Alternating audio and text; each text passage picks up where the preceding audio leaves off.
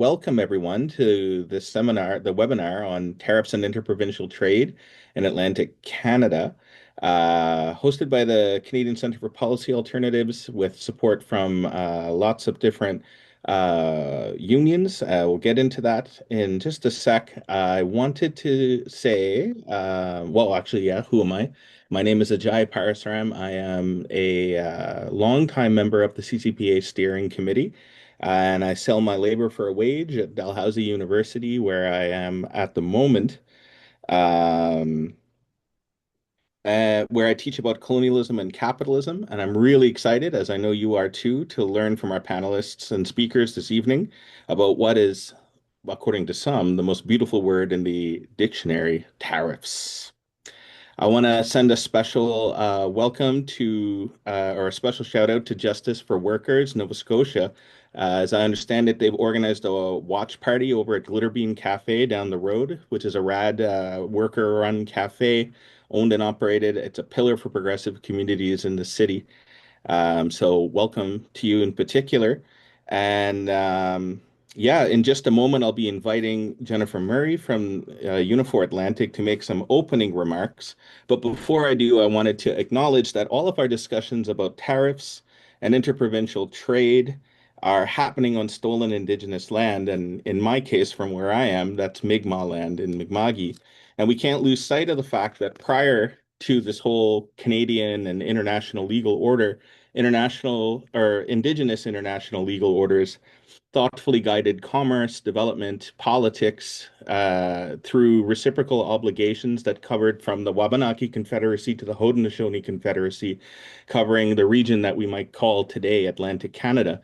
So, as we recognize the land on which we are, let's keep in mind our obligations to land, waters, and the people who have protected it for thousands of years. So procedurally, after we've heard from Jennifer, I'm going to open the floor to Christine Saulnier and Chris Roberts, who are going to give us a bit of a snapshot of kind of where we are on the issue of tariffs and trade. And then following this report, we're going to hear from Lena Payne, President for Uniform, Jessica McCormick, President of the Newfoundland and Labrador Federation of Labor. And then we're going to have a kind of open roundtable discussion. And then we'll hear some closing remarks from Danny Cavanaugh from the Nova Scotia Federation of Labor. We've got an exciting and tight hour planned, so let's jump right into it. Jennifer Murray, if you please, the floor is yours.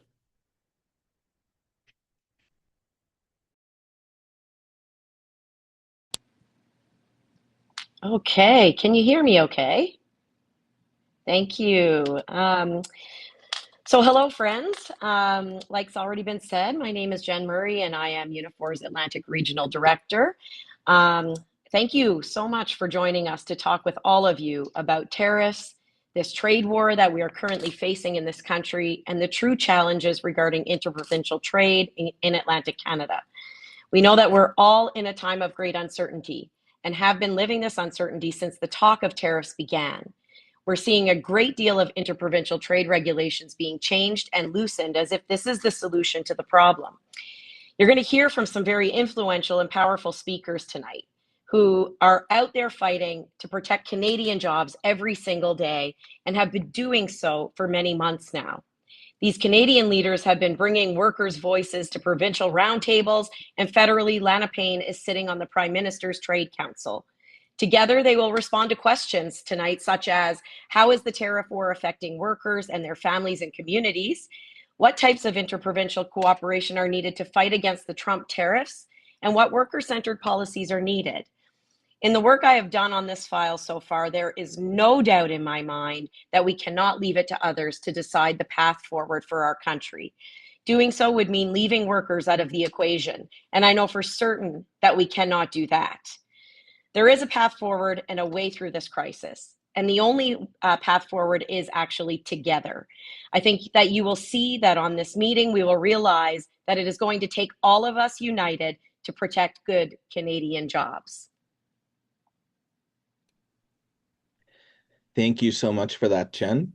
I would now like to open it to Christine Saulnier, Director of CCPA Nova Scotia, and Chris Roberts, National Director, Social and Economic Policy Department, Canadian Labour Congress. Thanks so much, and thanks everyone for joining us this evening. I am going to start with what are tariffs and what is a trade war. I know we've all had to, if we didn't know it before, learn about these things, and just so we're all on the same page. Of course, we now know that a tariff is a tax that a government places on goods and services imported from other countries. The importing company must pay them and has a choice, but most pass on to the consumers. So a US tariff on a Canadian good imported to the US, passed on to the US consumer, essentially becomes a consumer tax. Tariffs, of course, affect consumer spending, which is really important because it makes up about 60% of our economy. So depending on what's happening, and the decision to put a tariff on will then impact trade flows, government revenue, exchange rates, employment, economic growth, and inflation. So here we are, and it seems every day or every week at least, we're hearing about new tariffs being imposed by the United States.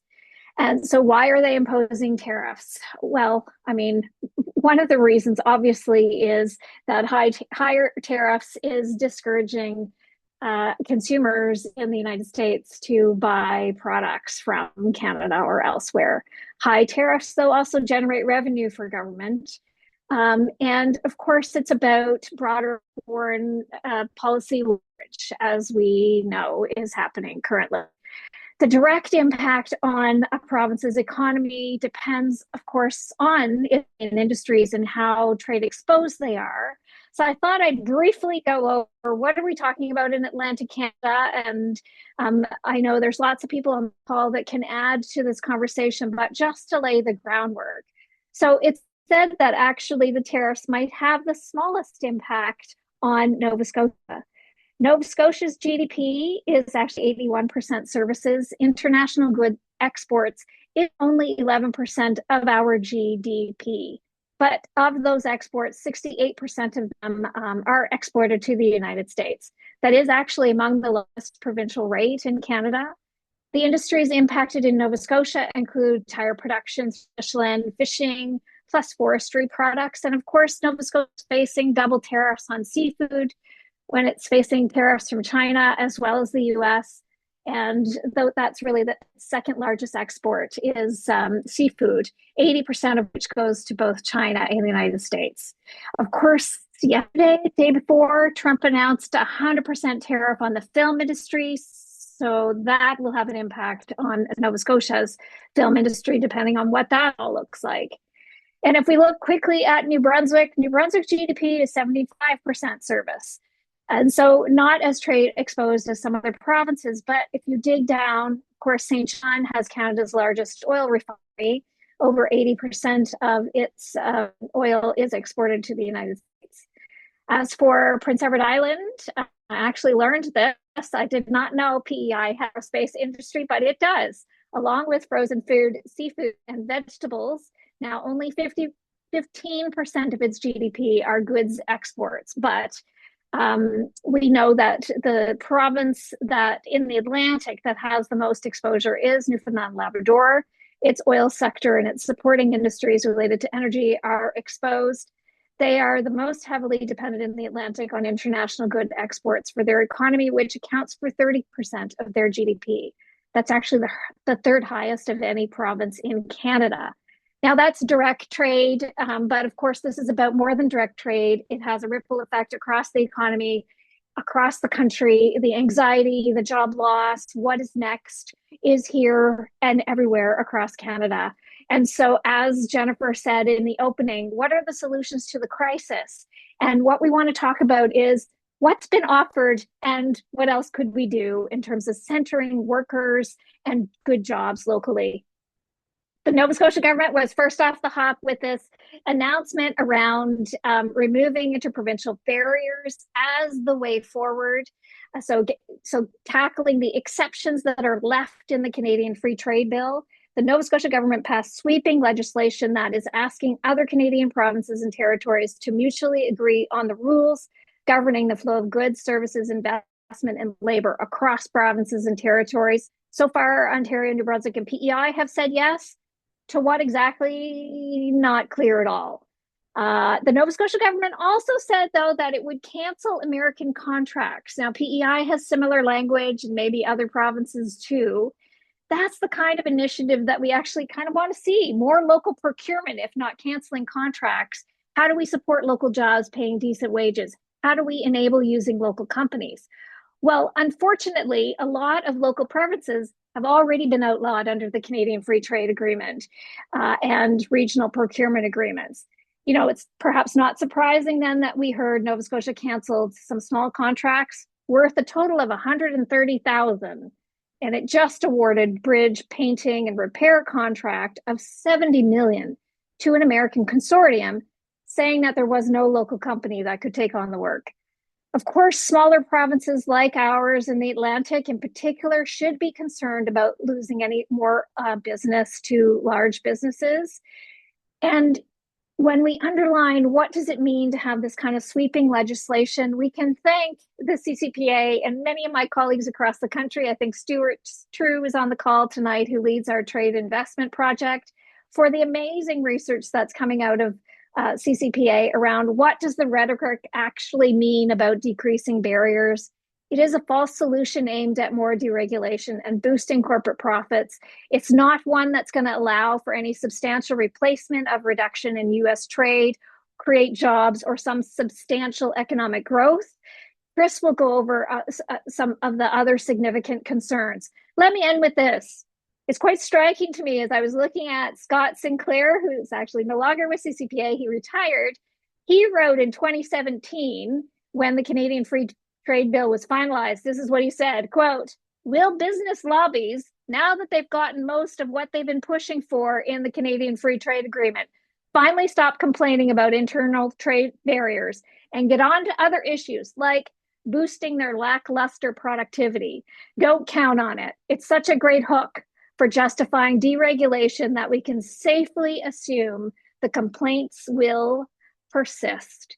And here we are with the complaints coming again as we need to really refocus again on what lessons have we learned from 40 years of so-called free trade, the chill that's been put on the important role of governments in Canada for protecting and enhancing our social, economic, and environmental well-being, and what we can do here to protect good jobs. And so I'm going to end there with my little backgrounder and hand it over to Chris Roberts. Well, thanks so much, Christine. And thank you to the organizers. It's a real pleasure to be here with you tonight. On behalf of CLC President B. Brusk, who really wanted to be here but had a scheduling conflict. Just to let you know off the top, I'm speaking to you from the traditional and unceded territory of the Algonquin and Anishinaabe peoples in Ottawa. I'm going to use my time to provide a bit of context for the drive toward internal trade liberalization and labor mobility, building on Christine's excellent comments already. I'll try to speak to the new legislation that we've seen in Ontario and Atlantic Canadian provinces, but the subject is pretty complex and can get murky really quickly. So I want to start by just getting across one message. If there's only one thing you remember from my comments this evening, it should be this, that interprovincial trade liberalization, deregulation, internal trade, labor mobility, these are priorities of industry and business. The priority demands of working people and the labor movement in this crisis are very different. If you're listening to government talking points, pundits' commentary, media coverage, you'd think that there is a severe problem with freedom of trade and movement of labor in Canada. I mean, the very first bill we've been told to expect from the new government in Ottawa will be around internal trade liberalization. That is their top priority. Prime Minister Carney wants perfect free trade in Canada by Canada Day. In fact, the Prime Minister talked on the campaign trail and in his press releases about, quote, the need to build one Canadian economy instead of 13, almost as if each province had its own currency and you needed a Manitoba passport to go from Winnipeg to Regina. But in fact, Canada, as I'll try to explain, has relatively few real impediments to interprovincial commerce and the movement of workers. So I just want to stress right off the top the difference that working people and unions priorities are with those of business and industry at the moment. We're demanding bold, proactive government action to mobilize our economic resources for shared prosperity. That means immediate steps to retain good union jobs, expand high quality job opportunities for people in Canada, using public investment, public procurement to preserve and expand manufacturing, industrial capacity, value added in Canada, transforming our economy to meet our climate goals, accelerating the creation of affordable non-market housing in Canada, which we desperately need, building out our transportation, energy, public transit, social infrastructure, fixing our EI system, protecting and expanding public services, addressing the holes in our social programs. These are the components of our program that we are calling on governments to proactively spearhead and carry off in Canada. But what that means is that I think for us, the whole program of internal trade liberalization is at best a distraction from what's urgently needed right now. At worst, it undermines good jobs and government's ability to undertake these economic measures to develop the economy in the interests of working people. So what are interprovincial trade barriers? Well, these are just simply barriers to the free movement of persons, goods, services, and investments within Canada. Typically, trade barriers don't take the form in Canada of explicit barriers or charges on commerce across provincial territorial borders. Rather, we're talking about trade barriers that are the costs of doing business across internal borders. So the costs of complying with rules, regulations, standards, certifications as they vary from one province to the other. For decades in this country, industry and business voices have insisted that these are an urgent priority, reducing these costs to doing business interprovincially in Canada. But most scholarly studies have been unable to find significant obstacles to interprovincial commerce. And there's all kinds of reasons for that, which I really don't have time to get into. Part of it's distance. I mean, it's 6,000 miles separating Vancouver and Halifax, but 230 kilometers, I should say, 230 kilometers from Vancouver to Seattle and 2,000 to Los Angeles. So it's just closer to big markets in the United States. But so really the estimates were a very minimal economic gains to eliminating any remaining barriers to the movement of labor and capital in Canada. But more recently, business-funded voices have estimated much higher gains from internal trade liberalization. And that's where we get to the present.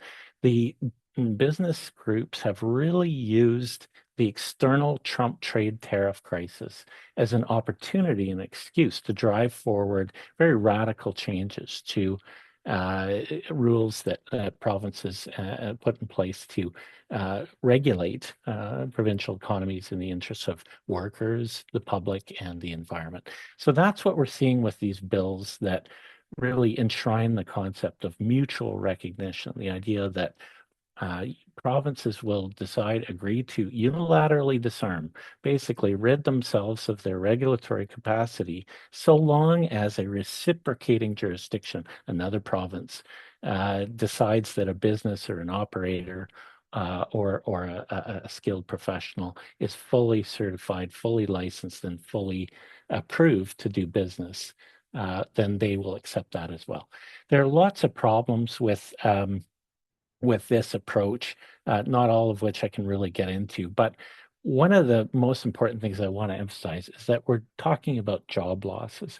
If provinces agree to get rid of their regulatory assessment, evaluation of risk, compliance testing, inspection, enforcement, all of that that all goes out the window. That's where the big estimates of economic gains come from, in my view, is that you're just getting rid of a lot of public sector work that goes into protecting the public, the environment, and working people.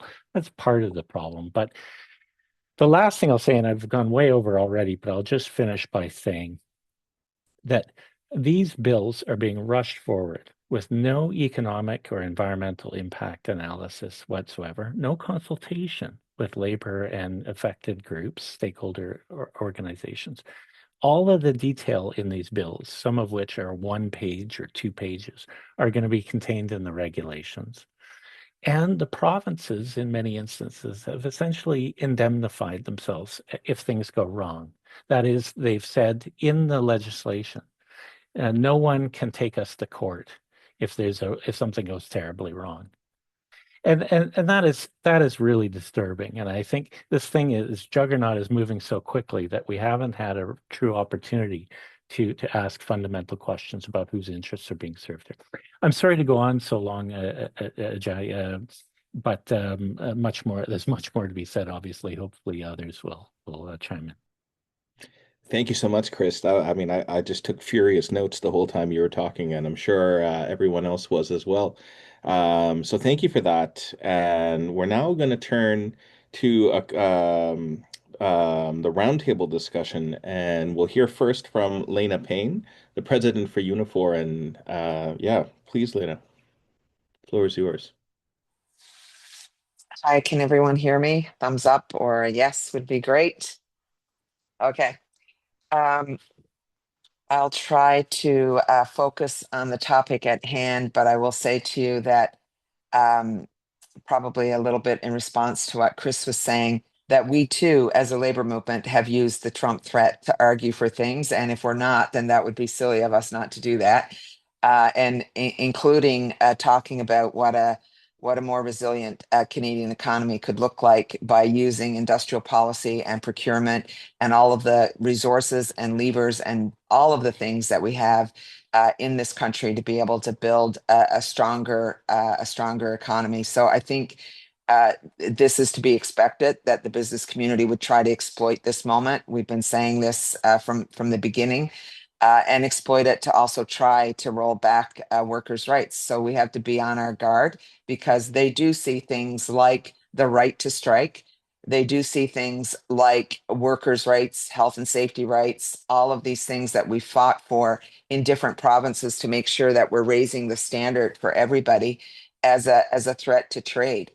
I believe one of the things that we must do to turn around this argument is that we need to be consistent in the labor movement about what actually is the biggest internal trade barrier that we have in Canada, and that is actually infrastructure. And how do we move people safely and smoothly and goods safely and smoothly across this country?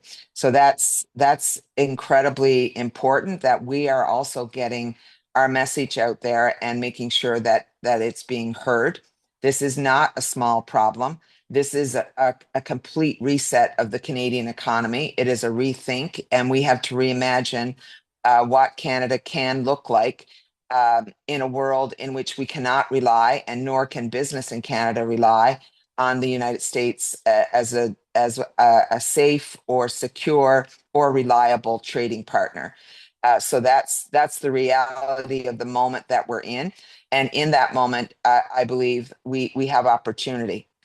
I will also say to you, as the president of the country's largest private sector union, where most of the people who work and who are directly impacted by this trade war, we have described this as the fight of our lives because it is. We have already seen job losses across the country. We have seen lost investment. We have seen shelved investment. This is very, very dangerous for the future economy. It's very dangerous for the manufacturing sector. And Donald Trump has been very clear. He's coming for our jobs. And every action that he has taken since January 21st has shown that that's exactly what's at play here. And so for us, it's not just what Donald Trump is doing, it is what corporations are doing to respond to Donald Trump. And this is the biggest challenge we're facing in Canada right now, because many of them, and I've said this to our members, we deal with some of the biggest, most difficult employers on the planet: auto companies, energy companies, transport companies, you name it. We are across a bargaining table from them. We understand their DNA, and we understand the kinds of decisions that they make when the world becomes uncertain. And right now, instead of standing up to Donald Trump, they are looking for ways to appease him. And one of the things they're appeasing him with are Canadian jobs, and in some cases, and a lot of cases, uniform members' jobs. So we have a lot at stake in this trade war.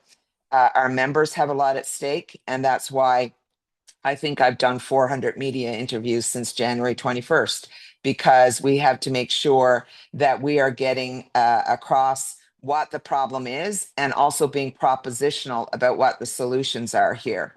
And of course, some of those solutions are very clear. It is about how we work our way through this trade war, how we had to respond as a country to these tariffs, because the reality is if we did not respond swiftly and strongly, we would have been perceived as being weak. And when we eventually get to a negotiating table, that would have been the worst possible place for us to be, which is why the counter tariffs were so important. Secondly, we have been proposing what we call non-tariff responses. There are any number of things here that Canada can do in that regard. How do we use the revenue, for example, that we're collecting in tariffs and will collect in tariffs on the United States to support working people, to support the fact that we want to keep workers working, to support industries in Canada, and to be proactive about using our procurement dollars to support Canadian work and to build what we can build here, whether it's in the aerospace sector, increasing our capacity in that regard, whether it's in the defense sector, because let's face it, the world is a less safe place for all of us right now. And, this is not a spot I thought we'd be in, but we are going to have to spend procurement dollars on how we protect the Arctic, for example. And then, of course, there's any number of other things that we can do, such as why would we accept bids from a Chinese company on transit in Toronto when we have uniform members in Thunder Bay that can build those subway cars? Let's just start doing it and pushing for it and getting people out of their comfort zone in terms of thinking that we have to abide right now by any trade agreement with the United States. Donald Trump has already ripped it up. So let's do what we have to do to support Canadian workers. I think finally, I would say to you, we're right now fighting on a number of fronts. It's the auto industry at the moment that's feeling the biggest pain as a result of these tariffs. We have had any number of jobs basically lost as a result. We've had shifting production gone to the United States. So I would say to you, for our union, we are in a place where we know something is coming and that there is going to be a moment. It'll be a large Donnybrook of a moment when we will have to fight back very hard to make sure that we're protecting Canadian jobs. And what we have said to the federal government here is that they need to punish, and there are a number of ways that they can do that, any corporation in Canada that shifts work out of Canada in order to appease Donald Trump's illegal tariffs. And we need our government to be bold. And that means we need everybody, as Jen said off the top, on this together and sharing and making sure we're speaking from the same page here so that we can pressure this federal government and the provincial governments to actually stand up and be strong. The last thing I would say is the real issue as well, which we can't leave out of this discussion, is what's happening now in Alberta and partially in Saskatchewan with a premier that is trying to drive a national unity crisis in our country. This is the exact opposite of what we need right now in Canada. This will show weakness for our country in dealing with Donald Trump. It is not helpful, and it is diverting attention from what is the real problem. And that's, how do we protect Canadian jobs? How do we protect Canadian workers? And how do we make sure we keep good union jobs in this country? Because if you look at the sectors that are being attacked by Donald Trump, those are the ones in the private sector that have high unionization rates. And in my mind, this is a deunionization strategy by the President of the United States. Okay, happy to take questions whenever you're ready, and I'm sure it's going to Jess now. Thank you, Lena. Yeah, much to think about there, and we are indeed moving on to, where's my notes? Yeah, Jessica McCormick, President of the Newfoundland and Labrador Federation of Labor. Floor is yours. Thank you. Thanks so much for having me on the webinar tonight. The Federation of Labor in Newfoundland and Labrador unites and represents 70,000 workers across our province. I'm joining you tonight from the unceded traditional territory of the Mi'kmaq and the Beothuk on Uctamunguk, which is the colonial name for Newfoundland. And so I'm going to speak to you a little bit about what has been happening in Newfoundland and Labrador in response to the tariffs, and maybe specifically drill down on some of the work that we're doing with our trade roundtable that has been convened by our provincial government. But I'll start by setting the stage a little bit in terms of what we're hearing from our members in this province. And like workers right across the country in Newfoundland and Labrador, our members and their families continue to deal with the anxiety and worry and fear that has been created as a result of this trade war. Various industries, some of which have already been named and kind of are similar in the Maritimes, fishing, manufacturing, forestry, our energy sector, for example, are all dealing with various levels of fallout from Trump's unpredictable decisions, which is leaving people, in particular workers, unable to plan and prepare for the future. And the uncertainty and chaos that has been caused by this unprecedented attack on our economy is compounding the stress that people are already feeling, the strain that they're already feeling. And I'm sure many of you on the webinar are in this same situation. We're feeling the pressure of rising costs of living. We have been for quite some time. We're feeling the pressure of a lack of access to affordable childcare, a housing crisis. So all of these issues existed pre-tariffs and have only been exacerbated by the unpredictable nature of the state of our economy right now. So with all of this in mind, and Lana has already outlined a lot of this, and so have Christine and Chris in their preamble. This is why it's so crucial from our perspective that all levels of government invest in workers and communities, public services, infrastructure, our industrial capacity, as Lana has outlined, public transportation. These are just a few examples. And this is a tall task, but I do believe if we approach this as a united front of working class people and unions, that we can rise to the challenge. But to succeed, in my view, and in the view of our Federation of Labor, workers must have a seat at that table. So workers and their unions must be involved in the planning, coordinating, advocating, and shaping of the policies that affect our members' lives. In Newfoundland and Labrador, we are working hard to do just that through the Roundtable on Trade that our Premier has convened. And now for those of you that don't know me, I'll let you know that I don't have a lot of reasons to give a pat on the back to our politicians here in this province and our premier. And more often than not, I am holding them to account on behalf of my members. But I will give some credit to Andrew Furey in our province because very early on, as this crisis began to unfold, he did bring people together. In this roundtable, he brought stakeholders to the table in a way that other provinces and territories didn't very early on. So in late 2024, when the tariff talk was really starting to ramp up, but before Trump was installed, Andrew Furey quickly pulled together a roundtable to discuss what our response would be in Newfoundland and Labrador. And more importantly, and I think at the time this was really critical, share information with stakeholders, sharing information with unions, with industry that generated conversations and discussion and solution building and allowed us the opportunity to kind of share information back to the premier, which then he brought forward in the other conversations that he was having. And so the roundtable consisted of a diverse range of stakeholders, both from unions, industry, municipalities are at the table, non-governmental and community sector organizations are at the table. Obviously, and it's no surprise to you folks, there's a very healthy representation from the business community. And this is why it's so important to have unions across from them to hold them to account and to bring our perspective to the discussion.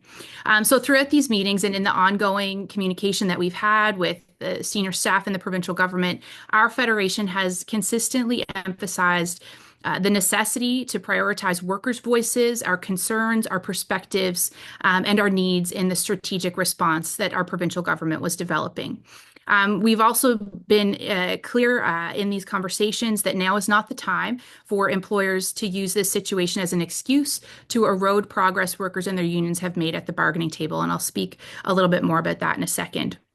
I will say we've made some real progress in these discussions. Our premier has consistently raised the need for worker support programs at First Ministers meetings and with the federal government. And he's also heeded our warnings on internal trade, some of them, especially in terms of protecting good unionized jobs in Newfoundland and Labrador, like those at the Molson and Labatt breweries, where workers are members of FFAW, Unifor, and NAPE, respectively. And those jobs are very good jobs in our city. And in the course of these discussions around internal trade that Chris has done a great job of laying out, our ability to control and maintain the regulations we have around the sale of alcohol in Newfoundland and Labrador, that's something that we really want to protect because we know that the multinational corporations that control and operate these breweries would, not waste an opportunity to move that production to another part of the country where it would be more lucrative, cheaper to produce these products and then ship them into the province. So we were able to make some really significant progress on this front and would not have been able to do that, in my view, had we not been at this roundtable. Speaking on behalf of members, and Jennifer Murray from Unifor is doing that as well on behalf of Unifor members at Molson. So that's some real productive work that's happening. As of this past Saturday, some of you might know that we have a new premier in Newfoundland and Labrador. It was a competition between two Johns, and John Hogan won out over John Abbott. So on the top of our list of priorities for Premier Designate Hogan, it's going to be continuing these stakeholder discussions and continuing to listen to the workers themselves who are on the front lines of the trade war. I also expect that we'll continue to face considerable pressure from the other premiers on the issue of internal trade because Andrew Furey was an outlier resisting the kind of piling on the momentum of internal trade discussions across the country. So that's why being at this table is so important. We're also pushing for industry-specific subtables in Newfoundland and Labrador so that we can have more focused conversations about developing strategy for the industries that are most trade exposed. And as you know, that can change from week to week depending on what Donald Trump is thinking. But this has been alluded to as well. There's nothing that business lobby groups love more than a crisis that will allow them to exploit the working class even further to advance their own agenda. And so that is what's at play in Newfoundland and Labrador as we talk about internal trade and as these conversations unfold at our roundtable. So that's why it's really important that we not allow governments to be drawn into this race to the bottom that Chris has outlined by dismantling policies and regulations under the guise of eliminating those so-called trade barriers. We can't allow them to be a Trojan horse for deregulation and weakening protections that unions have long fought for on behalf of our members. And nor can we allow those corporations to roll back the progress we've made at the bargaining table. And so I just want to take a quick second to raise the impact that this can have on collective bargaining. In Newfoundland and Labrador, we are heading into public sector bargaining in the coming year. And I'm sure there are, many other employers in the private sector that are also going to be at the bargaining table. And these tactics will be no different, whether it's public or private sector. So we will really need to organize like never before to build worker power and send a message to those employers and governments that austerity and cuts are not the answer to this trade war. And in fact, a strong public sector is indispensable to Canada's ability to adapt and grow. and change. Our economic resilience and success depends on workers who provide, first-rate healthcare, high-quality childcare, education and training, the timely and efficient delivery of government services, programs like employment insurance, for example, which will be incredibly important and need to be enhanced in these times. So I'll wrap it up and we can have more of a discussion on all this. But the key takeaway from me tonight is that we've got to keep the pressure on. In the Atlantic Canada context, I think we've got to keep the pressure on our premiers to collaborate and listen to workers. Workers are not interested. I know I'm certainly not interested in being used as a prop or a photo op for premiers who are looking to score political points in these times. That engagement has to be meaningful, and we have to be a part of developing those solutions. We should be included in every space, in every meeting, in every discussion that will impact our workplaces, our communities, our economy, and our future. I also think we've got to be on the ground, on the shop floor, in our workplaces, out in the community, talking to our members about their ideas, their concerns, their hopes for the future, and how their unions can work with them to make those hopes a reality. I think in the context of internal trade, these conversations are incredibly important. There's a lot of misinformation that's floating around about the ease of access to products that you think you might not be able to buy in your respective province right now because of these internal trade barriers, the enhancements to GDP that we'll see and the benefits to our economy. But when we get out there and talk to people and bust some of these myths that are being perpetuated by the business lobby, we can actually make a difference and build our numbers and our support for the proposals that we're putting forward as a labor movement. And so my final message is that, in times of crisis, we have to remember and act on the working class solidarity that is at the heart of the labor movement, which is that we leave no one behind. And I think that is the message that we want to carry forward as we navigate these really tumultuous times. So I'll leave it there and look forward to the discussion. Thank you. Thank you so much, Jessica. We have lots to chew on, folks, and about 10 minutes for discussion. What I'm going to do is ask if you do want to pose the question in the interest of time, it would be best if you could put it in the chat window, and that way our guests, our panelists, can actually see the question written. And what we'll do is maybe I'll read a couple of the questions out loud, and then we'll go through and ask the panelists to react to that. And while you're thinking of your questions, one of the things that I think we heard connecting all of these speakers was the problem that, it seems that so long as labor is treated as a factor input rather than the source of value, we're always going to end up in the structural situation where corporate interests presents itself as the entirety of the economy. I mean, this is one of the things that I've learned listening to all of this. Because I have to say, I mean, I even thought that, free trade meant cheaper BC wine or something like that. And they certainly didn't present it as in the way that we've heard from our panelists here. So, I guess well, I'll just have a look and see if anyone's posed any questions as yet. None as yet. So I mean, maybe like I would like to pose one to whoever wants to answer it is, you know, we heard that, there's no point in trying to adhere to trade agreements that someone like Donald Trump is issuing in any case. And in terms of how we turn our organizing, is there any way that we can think about, because it seems that in Canada under Prime Minister Carney, there's such a push right now for this deregulation. And is there a way in which to try to co-opt that language in some way to try to make maybe like the bottom, make the bottom from like the most like beneficial situation for workers? Is that even possible under this framework, or do we just need to be engaging more in grassroots kind of labor activism in all the different regions simultaneously?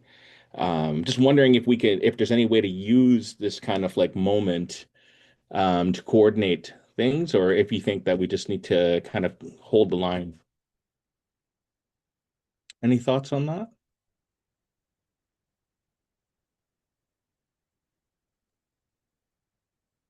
I mean, maybe I'll go quickly, but There's something flying overhead here.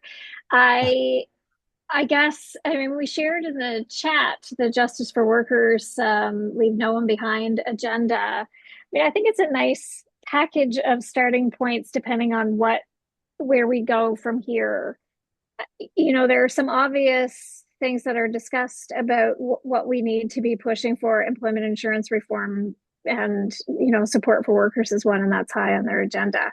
And I point to them because it's a very practical package of things that they've prepared, including, you know, resolutions for convention at unions around supporting the work and standing up and starting to build that solidarity. So just like a little concrete way forward. But I mean, I think what Lana and Jessica said is that Trump's thrown out the game and the rules, and there's an opportunity.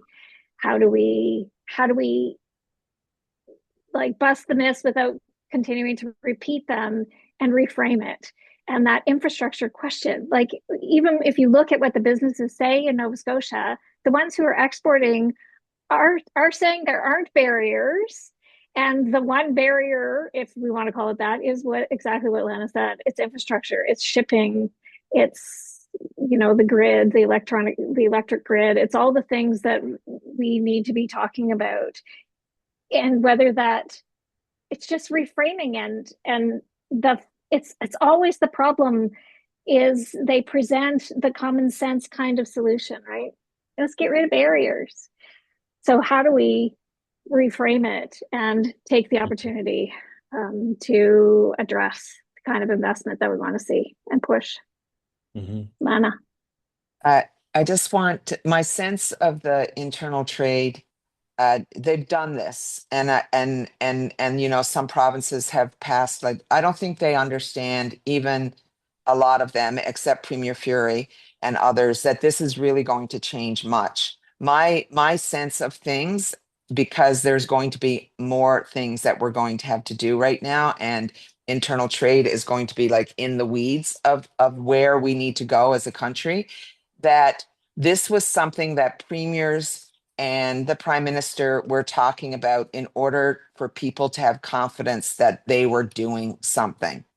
So my sense is that they're going to come up with a couple of things, but the reality is you know, we're not going to change French labeling in our country because some corporation sees this as a barrier because they don't want to have two languages on their labeling. Workers are not going to allow health and safety standards to be rolled back. Like, these are non-starters. And I talk to employers every day and I said, guys, you have to understand, we can be actually working with you on what it is that you really need, which is better infrastructure in this country. But you also have to invest, and they have not been investing. This is the problem. The railway has not been upgraded. Things have not, they've just taken the profits out of these companies and turned them over to shareholders, and have not done their part of the social contract here, which is you operate in Canada, you build in Canada, you do all of those things. You actually have to deliver something for working people. And I think that we're in a situation right now where we can completely flip this argument, if we're all doing it together, to reframe what it is and rethink what it is the economy can actually look like. And yeah, that's going to mean government has to do more, not less, and invest more, not less, in terms of procurement and where it goes and how we support Canadian workers with that. I mean, we spend about $200 billion or something at the federal and provincial levels across this country in procurement in the run of a year. It's a shit ton of money. We can build a lot of stuff with that. Chris would probably have a better number of how many dollars it is, but it's a lot of money.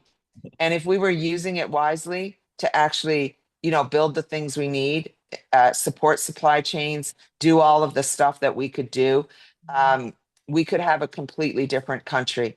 And we can send a message to Donald Trump because we have leverage. There's a lot of stuff, despite he says he doesn't need it, like aluminum. They can't build stuff without our aluminum.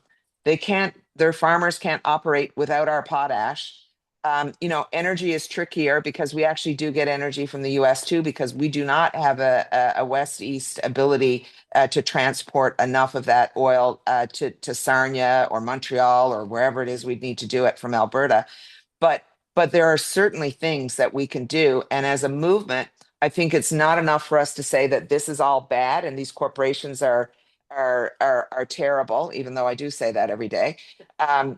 We also have to be propositional.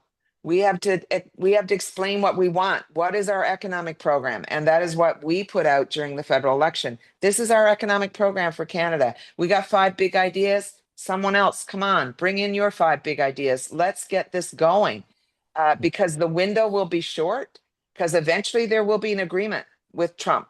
And we've got to get things started before we miss that window, is my suggestion right now. That's my proposition.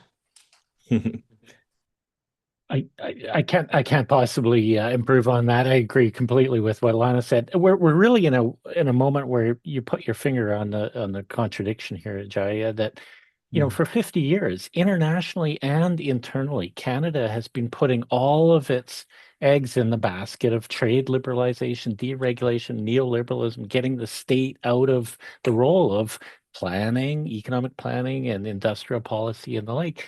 And now all of that has gone up in flames overnight, and we're trying to figure out what comes next. And it's business and industry goes back to the same playbook. I mean, you remember a memo that the finance minister Dominic LeBlanc sent to all federal ministers, asking not just for low-cost solutions or responses to the Trump attacks, but zero-cost solutions. They didn't want to spend any money in adjusting to this crisis. And sure enough, what we got was more trade liberalization and deregulation, as if that's going to, chart a new path for Canada in this new world. It ain't.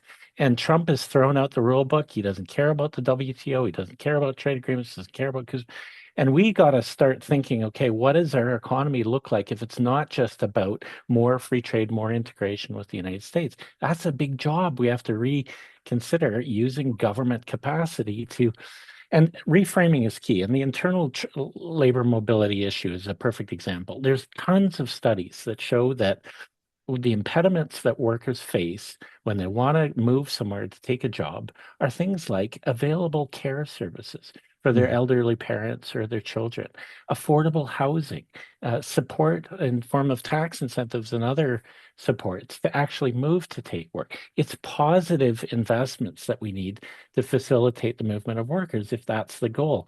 It's not about simply tearing down more rules and protections that are there for good reasons. Mm-hmm. I don't want to, I know there are other questions. I'll just, hard to add to what Lana has outlined in terms of proposals, but a very wise labor leader from the fish, food, and allied workers here in Newfoundland and Labrador once told me, like, don't get distracted chasing rabbits. And we can't get distracted chasing rabbits, whether it's tinkering with regulations and these discussions about internal trade. We have to stay laser focused on bold proposals to reshape our economy. And if we don't, as Lana has outlined very well, seize this moment and the window is short, or, we're not going to have a chance like this, an opportunity like this. And in fact, I think the world will have changed to such an extent that we might never have another opportunity like this to put forward a worker-centered proposal for what our economy could look like. Thank you for that. Oh, go ahead, Lena. I have a question there that I think needs answering. Someone wants to know how we're going to punish corporations who should think they can shift production. So on auto, one of our recommendations to the government, which they agreed to, is that companies who build in Canada and have maintain a certain footprint would not experience the counter tariffs that we put on the United States. And as a result of that, there's a remission type of tariff. So if they do change their footprint, the federal government must actually reconsider now what that tariff relief that they gave them, or the remission. So companies who shift production could very quickly start facing tariffs from Canada on their products. Now, that comes with a bunch of things, but we need to have carrots and sticks in this in this kind of world in order to make sure that we're not losing massive investment and massive jobs. And I can tell you, we are losing right now investment and jobs. So we have to use that tariff remission, that kind of snapback provision to punish companies. We do have all sorts of other things we can do. They occupy and own a lot of land in Canada. We can think about expropriation since we don't have a trade agreement anymore. Let's go. I mean, come on, let's get bold about this. We have to do things that 6 months ago none of us could probably say out loud because people would laugh at us. Well, now guess what? They're not laughing at us because we're defending jobs, we're defending this country, and we have to do it with everything we have. And lots of things the government can do to punish corporations who shift production. And that's actually our bold idea number one: is you need to make sure that these companies are not appeasing Donald Trump with our jobs and particularly good union jobs here in Canada, because there's a very big risk to this right now. Thank you so much for that. There is a huge array of wonderful questions that we don't have time to get to, but I just wanted to note that thematically people are asking about is it possible to have a federal standard for healthcare workers? Is it possible to have to raise the bar so everybody does better? I can't speak to everything, and a lot of gratitude to the panelists. I'm glad that we did get that specific question answered, and I do want to leave a few minutes so that we can hear from Danny Cavanaugh, who's going to close us out. So, Danny, if you're with us, please, the president of the Nova Scotia Federation of Labor, would love to hear from you. Oh, thanks. And I want to thank all our panelists for coming on tonight. There's a lot of work that needs to be done. And in particular, I think one of our arguments that I'm using with our government is the fact that we do have a national panel, which Lana is on, and the one that we have in Newfoundland and Labrador that Jessica is on. And, if those can work, at a national level and at a provincial level, then they can work here in Nova Scotia. And we've written the government, we've asked for that. I know we have a lot of work to do, but we need to absolutely have workers at the table to make sure workers' issues are getting raised. And, the recent signing of agreements between Nova Scotia, New Brunswick, and PEI and Ontario, and the mutual recognition are all scary things. And that just really contributes stronger why we need to be at the table. So as a Federation of Labor, when we first talked about doing this kind of meeting, we've pulled the unions together, represent workers that are going to be in the affected sectors here in Nova Scotia. And we're encouraging all our feds to, in the Atlantic region, to push for the same kind of panel to happen. We're going to have a future meeting with our unions and even bigger, because I think we're at the point here in Nova Scotia now that if the government doesn't want to do anything in terms of having that kind of panel, we'll just do our own panel and we'll invite them to come to our table so we can talk about how we're going to protect workers. So I think, I would encourage people that are on here tonight, and we'll get some messages out. There'll be some work that'll continue to happen. To Lana's point about all of us need to work together and be on the same page here. And that's how we're going to win these fights. And, when it comes to our public sector unions, we need them to be at those tables with us as well, because we need to protect public sector jobs in every community. Losing public sector jobs in small rural communities, well, in any community, will be absolutely devastating. And that's some of the potential things that we face. And just one last point as I kind of wrap up and thank everybody again, that Nova Scotia has some of the worst labor standards in the country. Our labor standards here in Nova Scotia are 50 years old. They haven't been updated entirely in 50 years. So when you look at mutual recognition and the possibilities of what that could mean, it's pretty scary when we know we're facing big business and corporations who want to rip those standards up even further and create that cycle of a downward trend for workers. So So, no question we have a lot of work to do, but we need to do that together. And, at the end of the day, when our voices are at the table, we'll make some differences for workers, not just in this province, but across the country. And I do have a meeting coming up with the Minister of Labour and some folks, because we have written and we've asked a number of questions. I mean, there's some interesting questions surely around WCB and what that means for people when you're coming here from another province and you get hurt on the job or you get injured on the job. What's that mean?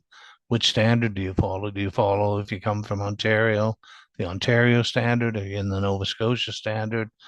What kind of money do you get from WCB, because they're different across the provinces. So there's lots of complicated nuances to a number of things, and there's many unanswered questions. So anyway, sorry to go on a bit long. It's been a real interesting discussion, and I think we need to do some work and continue these kinds of discussions as things move along. And so I'm really happy about the numbers we have tonight, and we look forward to working with everybody as we come together and continue this work.